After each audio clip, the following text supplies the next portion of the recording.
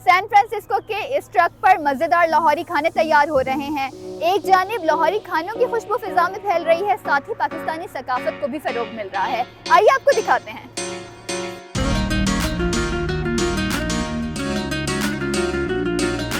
मैं 2005 में शादी होकर अमेरिका मूव हुई।